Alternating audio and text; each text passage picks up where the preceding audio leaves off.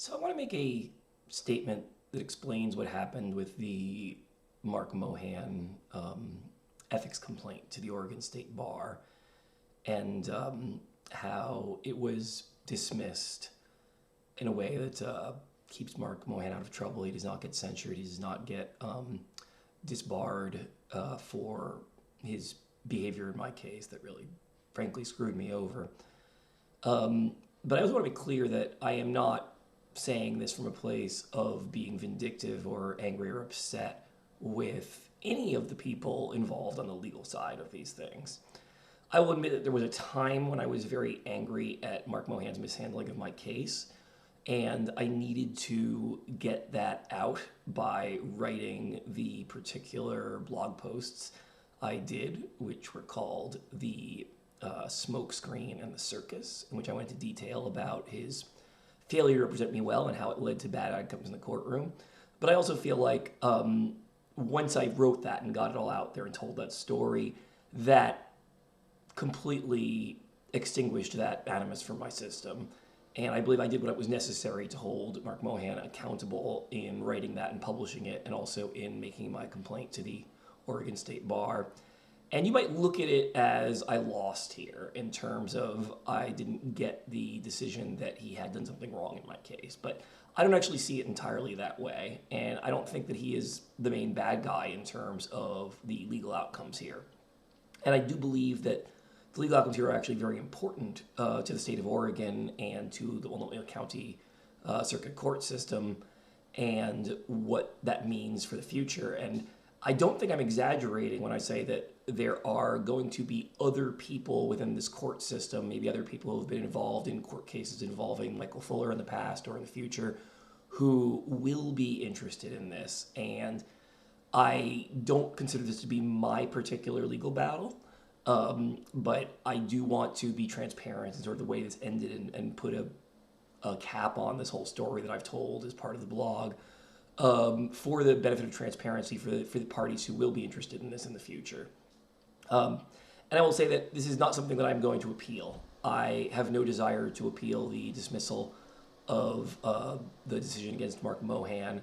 And I don't even think it's entirely wrong. I think actually what the Oregon State Bar wrote to me in response to this was actually a lot more reasonable than several of the other things they wrote to me when they were defending Michael Fuller from his wrongdoing. And I certainly don't know all of the legal ins and outs of this as much as the people who are actually professional lawyers, but I probably do know some of it more than your typical person, because in the process of representing myself pro se and reading a lot of this stuff, I did have to learn a certain amount about the law.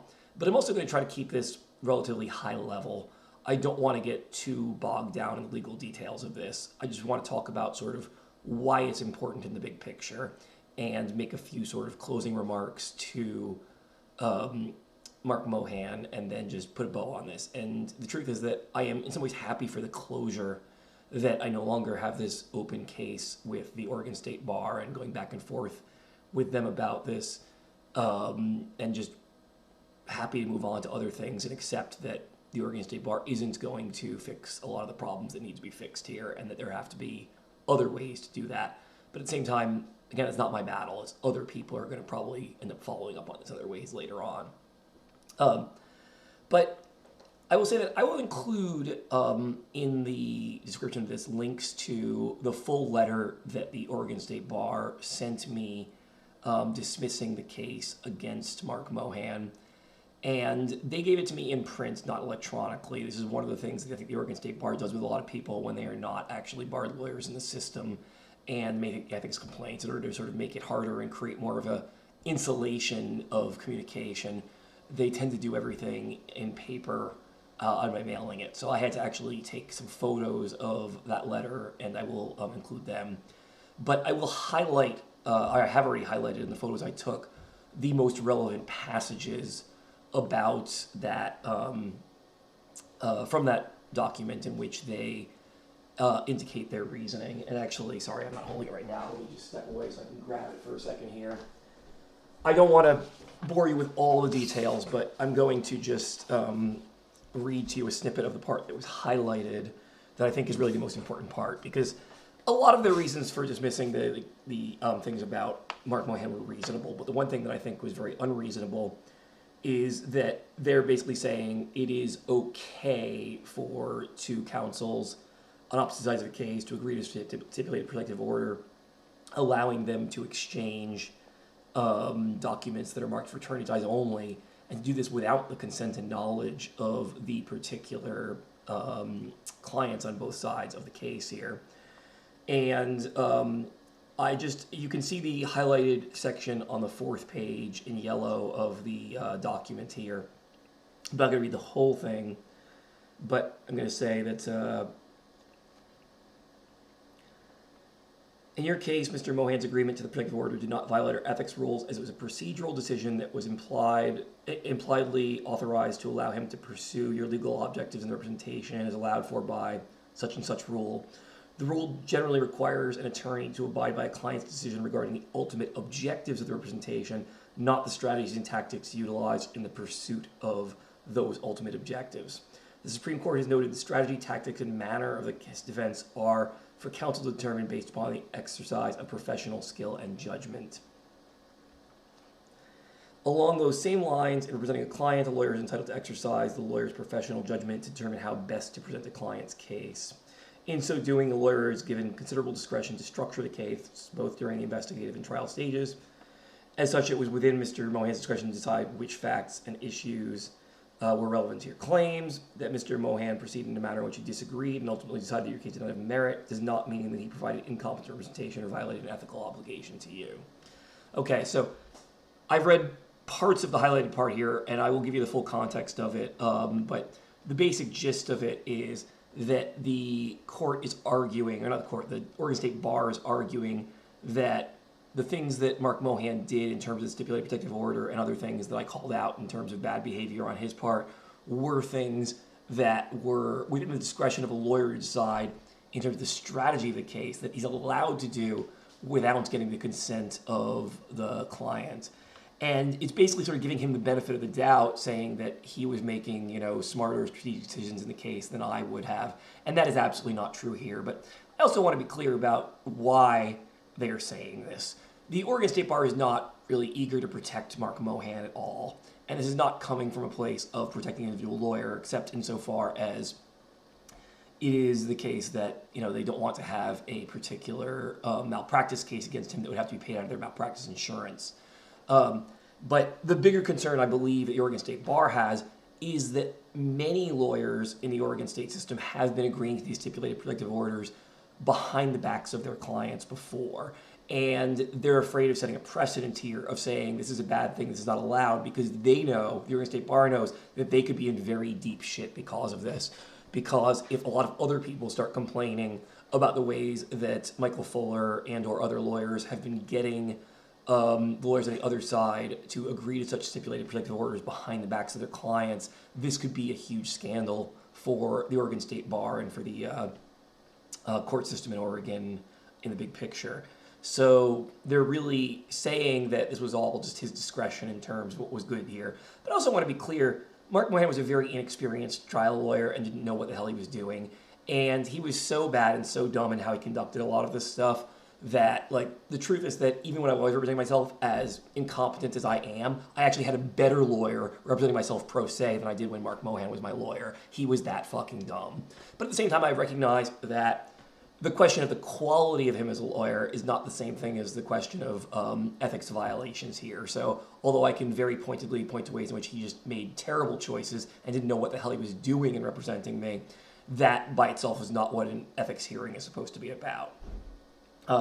So that's it, but I do want to make this public just to make clear that essentially this and everything else the Oregon State Bar has done before this is basically saying it is okay for lawyers on opposite sides of a case to agree to a stipulated protective order, to agree to pass documents between the sides without the different sides knowing it, and with these documents marked for attorney ties only, so that both the clients on both sides and the judge cannot actually see them unless they go through an approval process with the lawyers.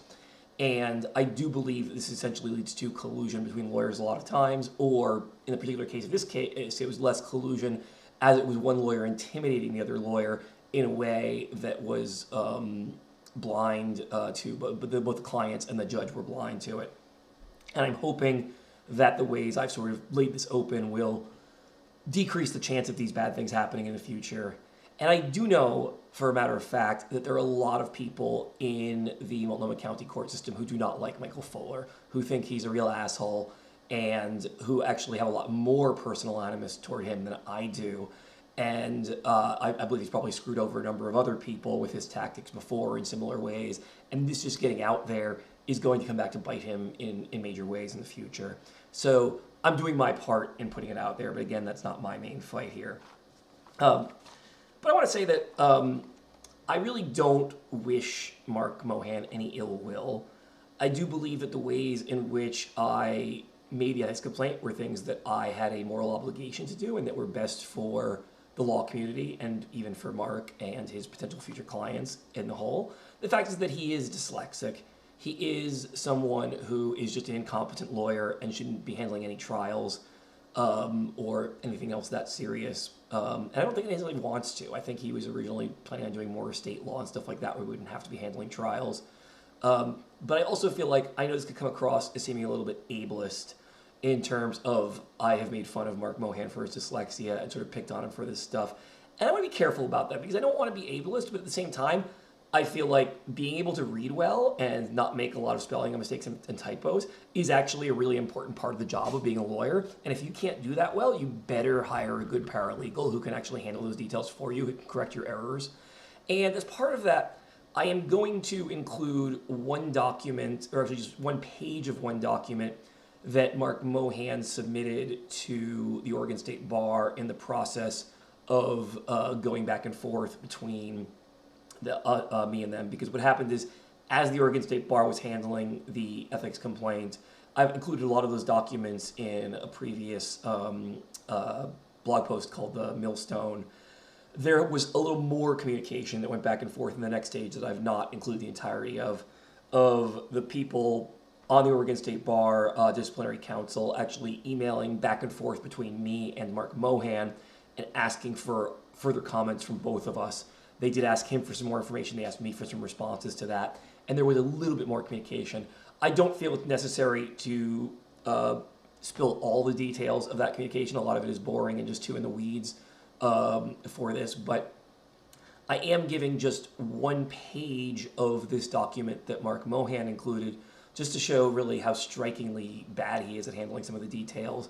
And on this one page, it's only the first page of a multi-page document, but this was his official response to the Oregon State Bar in response to some of the ethics complaint stuff. And literally, he uses my name. He says Mr. Koenig 4 times on the first page. And 2 of those 4 times, including in the very first sentence of his letter, he misspells my name as Koening. Right? So my name is not a verb. It does not end in ing. It ends in ig, which is a German ending. But I also want to be very clear here. I was his client for a long time. He should know how to spell my damn name. And he shouldn't be handing the Oregon State Bar documents where he's making such an egregious typo on literally the very first sentence, the first line of the document. And he inconsistently, used the right spelling half the time and incorrect spelling half the time on that same page. So I will show you that page. But there's another funny thing about that particular page too that he gets totally wrong, which is part of what happened is I pointed out that he hadn't shared with me a whole lot of the documents while he was still representing me as lawyer. He did later, when he actually withdrew representation, pass along his computer files, which included all these documents, but there was a significant period of time while he was representing me that he had not shared the documents with me that had been filed in the court on both sides of this.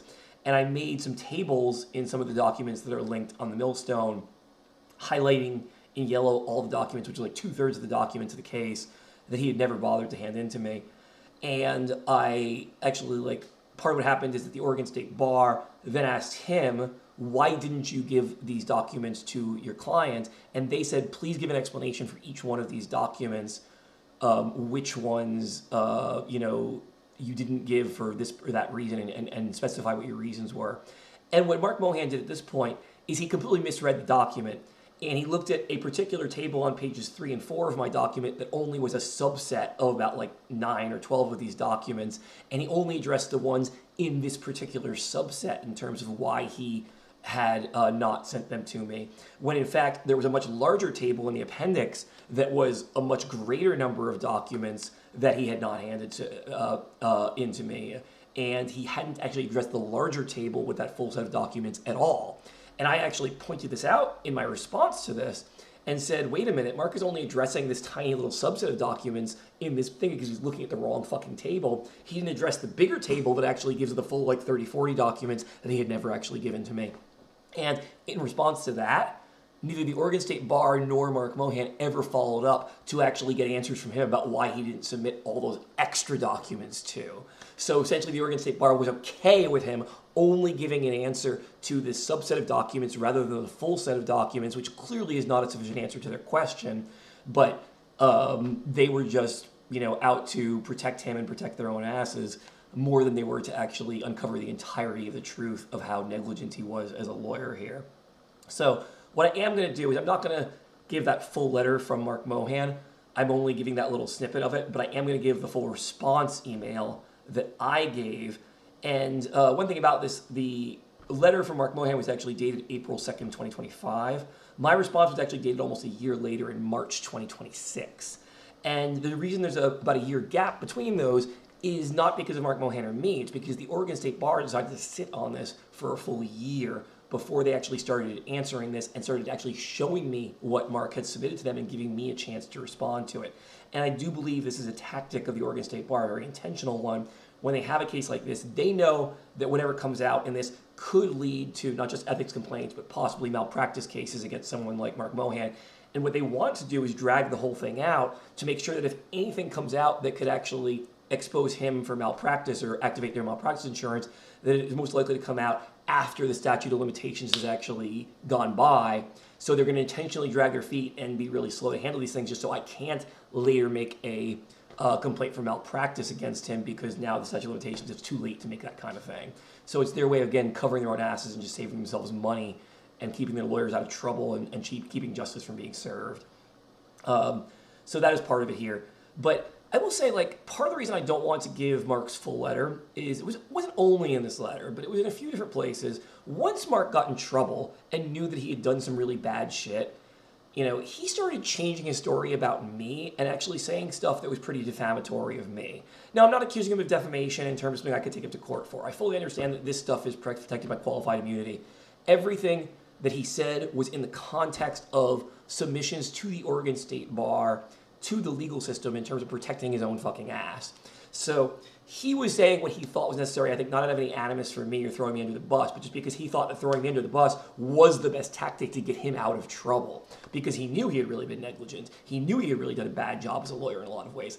And I will tell you, I think I said in some of my previous documents, that when he first came to my house, we actually had a meeting here in this apartment, and he told me to my face, but there was no one recording that, this is just my word against his, but he did tell me in that conversation he was ashamed of himself and he was embarrassed about how incompetent a lawyer he was. But of course, later on, once this stuff turned into actual ethics complaints, he completely changed his story about what happened in that conversation. He's now denying the things that he absolutely in person admitted to me that he had fucked up on because he doesn't want to be in trouble.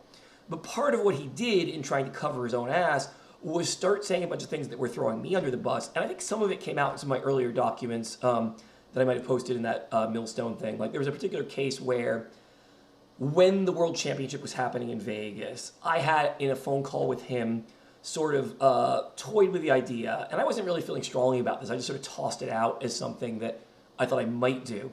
I said, what do you think about the possibility of me going to Vegas and just having a billboard or something, having a sign I hold up, like I'm picketing or something, in which I actually give the URL of my blog, splenetic.net, and something about how the WESPA, the World English Language Scrabble Players Association, is unfairly banning me from the World Championship. Just the idea that this might get some media attention, just that I get cameras on it, get people at the Scrabble tournament to notice it, more traffic to go to my blog. Maybe if there's anyone doing any sort of news coverage of the tournament itself, it might make some headlines there and all that. So it's just a way of really trying to direct more traffic and more eyes to my story and to the ways that WESPA was wronging me and preventing me from playing in the 2023 World Championship. And I asked him what he thought of that idea, and he said he thought it was a terrible idea, that it would only lead to them painting me as more of a madman who's just going crazy doing all this stuff. Where I was thinking, I'm just doing like a silent protest. I'm just holding up a sign and all that. But I agree with him. I took his word on it. I said, I'm not going to do that. I'm not going to drive out to Vegas and hold up that sign just to do that. So I took his advice on that. But he later recounted this in a way to the Oregon State Bar to make it sound like I was like nutso on the phone wanting to do the crazy things of going to the tournament in Vegas and doing this protest just to try to discredit me, because he thought that discrediting me was the best way to get him out of trouble for the bad things he'd done in the case. When the fact is that I wasn't like nuts about it. It wasn't something I was insistent on doing. It was just something that I tossed out as one particular idea, and as soon as he shot it down, I completely accepted him shooting it down and said, okay, I won't go that way. But the reason I say this is because in this same letter, and I'm not going to include the full letter here, it's not in the part that I include, but there's a later part of this same letter from Marc Mohan on April 2nd, 2025, in which he really goes out of his way to tell a really false story about me and paint me in a very negative light that is very defamatory. And I'm not even going to give him the platform by saying everything that he said in that letter, but I am just going to give you one particular sentence of what he wrote there in that letter. He has continued to reach out to me despite my lack of response and has posted rants, including disparaging and potentially defamatory remarks on Reddit and his personal blog at www.splenetic.net. There's so many things that are funny about this. First off, he's just trying to paint my blog now, because of the ways that it includes him and the bad job he did as a lawyer, as disparaging and potentially defamatory and calling it a rant and all that, which is exactly the same kind of thing the Clinchies were doing. But also, he got the fucking website wrong. It's not www.splenetic.net, it's just splenetic.net. There's no www there. And that kind of lack of attention to detail, that just getting the fucking URL wrong, is so typical of Marc Mohan and his stupidity and his incompetence. So in addition to not being able to spell my name right, he can't even get the fucking URL right. Right? But also, the idea he is saying here is a distortion right along the same lines that the Clinchies would have made about me continuing to reach out to him as if I was somehow harassing him in doing that. And I'm not going to read out the whole letter that I gave in response to this here, but I will include it in the attachment so you can see it. But I do want to just read out loud the one part where I responded to that particular thing at the very end of my letter. This is the entirety of the supposedly, quote, unreasonable, unquote, communication I've had with Marc Mohan since this case ended. On May 25th, 2025, I politely texted him specifically to ask for copies of the audio recordings of interviews with Jason Borsma / Sue Tremblay and Stephen Rao / Shelley Stevens. He wrote me back that same day, Dave, I will get back to you by the end of the week on this. Having not heard back yet, I texted him on May 28th, 2025, saying, what's the word on the recordings? He then emailed me that same day with the audio files, and I wrote back one more email saying, quote, thank you for sending these along. Do you know what dates of each interview were, unquote. He did not respond, but I was able to figure out the answer to my own question on my own. There were no further emails. On July 5th, 2025, I sent Mr. Mohan one courtesy text message simply informing him that the audio interview between him, Jason Borsma, and Sue Tremblay was now up on the blog. On August 1st, 2025, I sent Mr. Mohan another courtesy text message simply informing him that the audio interview between him, Stephen Rao, and Shelley Stevens was now up on the blog.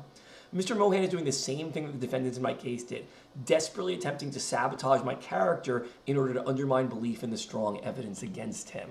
Right? So he wrote this like ridiculous sentence saying that I am reaching out to him despite his lack of response to make it sound like I'm a fucking madman who's harassing him, when in fact the contact we had was completely minimal, completely gentlemanly, and it was only for me getting access to those sound files, which I had complete legal right to.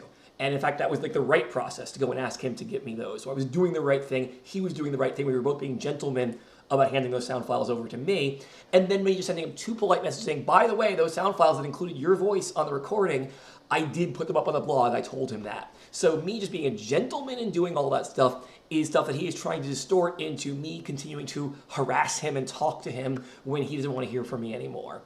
And I just think it's such a funny irony that like I literally hired this guy and lost all this money but to pay this guy to help defend me against defamation. And what does he do? He does such a fucking bad job as a lawyer that he has to start defaming me further to try to cover his own fucking ass. And that is the irony of this. All I expect, all I want is some fucking competence from the Scrabble leaders, from the court system, from my lawyer who I paid tens of thousands of dollars to, but apparently that is asking too much. And again, I do believe that the ways that Mark screwed up in general were more because of incompetence than malice. I don't hate the guy or anything like that, but you know what?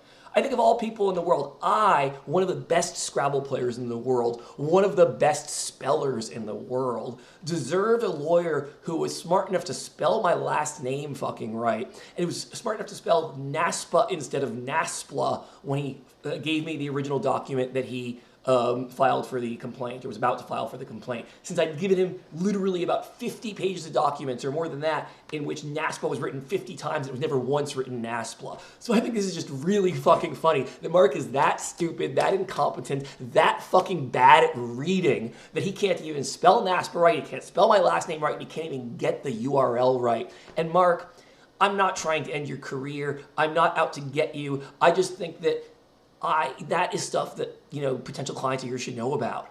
Potential clients of yours should know how bad a reader you are, how fucking dyslexic you are, because it's a hazard to any of them to hire a lawyer who is this fucking bad. So please, either get out of the profession or get yourself a paralegal who can do a lot of proofreading for you, because you clearly can't do it on your own.